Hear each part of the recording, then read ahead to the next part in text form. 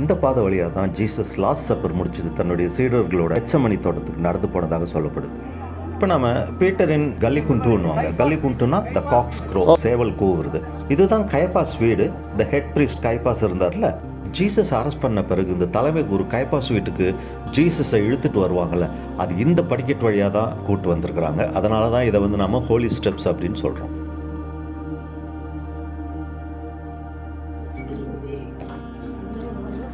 இதுதான் Peter's search. இந்த இடத்துல தான் ஜீசஸை பீட்டர் மறுதளிச்சார்.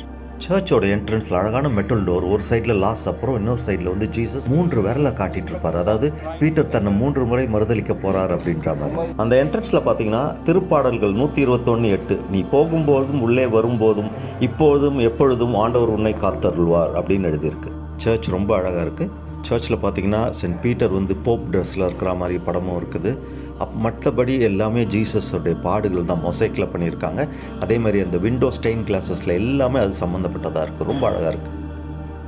இப்போ நம்ம சர்ச்சுக்கு கீழே இருக்கிற அந்த கைபாஸோடைய பேலஸ், அந்த சிறையில் தான் ஜீசஸ் அரெஸ்ட் பண்ணி அந்த நைட்டு ஃபுல்லாக வச்சு டார்ச்சர் பண்ணியிருக்கிறாங்க. இது கிரவுண்ட் லெவல்லேருந்து பார்த்தீங்கன்னா 20 அடி கீழே இருக்குது.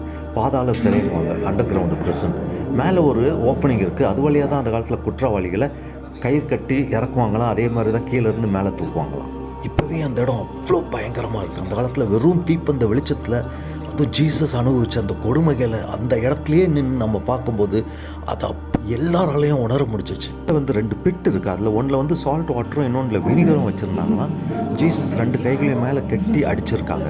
அப்படி அடிக்கும்போது ரத்தம் நிறைய ப்ளீட் ஆகும் இல்லையா, அதை தடுக்கிறதுக்காக இந்த சால்ட் வாட்டரும் வினிகரையும் யூஸ் பண்ணியிருக்காங்க. யூதர்களோட வழக்கப்படி குற்றவாளிகளுக்கு 40 கசையடிக்கு மேலே அடிக்கக்கூடாதுன்ற ஒரு ரூல் இருக்குது. அதனால ஜீசஸ்க்கும் 39 கசையடி தான் அடிச்சிருக்காங்க. இது சிம்பாலிக்காக உலகத்தில் உள்ள 39 வகையான நோய்கள் அவர் பட்ட காயங்களால் குணமாக்கப்பட்டன்னு சொல்லப்படும். அடுத்த நாள் காலையில் ஜீசஸை பைலட் கிட்ட கூட்டு போகிறதுக்காக அந்த 20 அடி ஆழத்துல இருந்து 2 தோல்லையும் கயிறை கட்டி கீழே இருந்து மேலே அப்படியே லிஃப்ட் பண்ணியிருக்காங்க ஜீசஸ் அந்த ஓப்பனிங் வழியா. எவ்வளோ வேதனை இருந்திருக்கும் யோசித்து பாருங்க.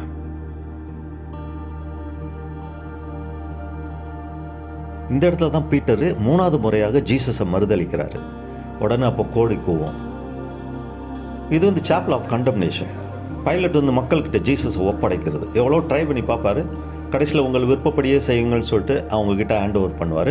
ஸோ டெத் சென்டென்ஸ் இங்கே தான் ஜீசஸ்க்கு கொடுக்கப்படுது.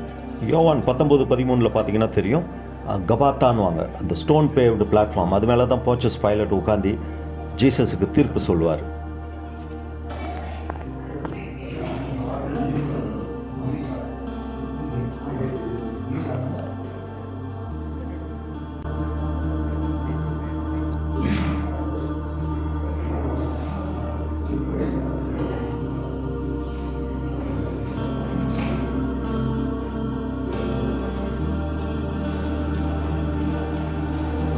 ஜீசஸோடைய பாடுகளின் பயணம் இந்த லயன்ஸ் கேட்லேருந்து ஸ்டார்ட் ஆகுது.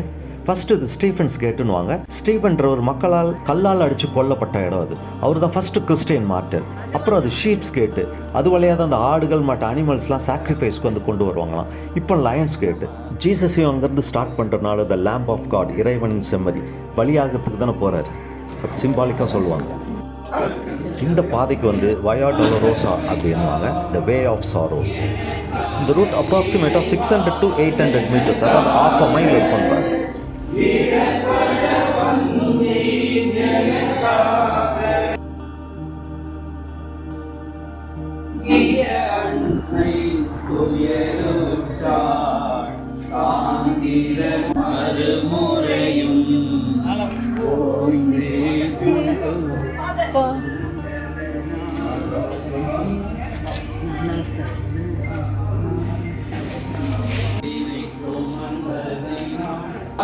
இறைவா எனக்காக இடப்பட வந்தீர், எனக்காக இடப்பட